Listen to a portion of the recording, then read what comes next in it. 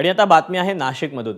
नाशिक जिल्हा रुग्णालयात नवजात शिशु विभागात शॉर्ट सर्किट झाल्याची घटना घडली। या वॉर्डात एकूण 69 नवजात बालकं होती। शॉर्ट सर्किट झाल्यानंतर सर्व बालकांना दुसऱ्या कक्षात हलवण्यात आलं। सुदैवाने या घटनेत कुठलीही जीवितहानी झालेली नाही।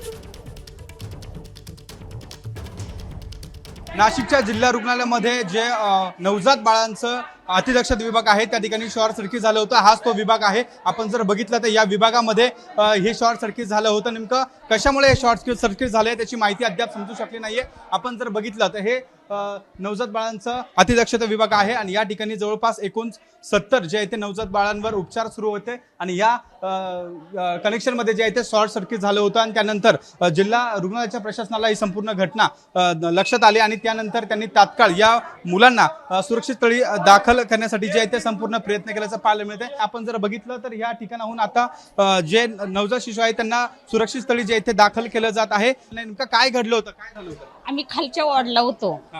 जेव्हा आम्हाला माहिती मिळाली का वरती स्फोट झाला म्हणून आम्ही वरती धाव घेतल्यावरती पाहिलं तर धूर निघत होता।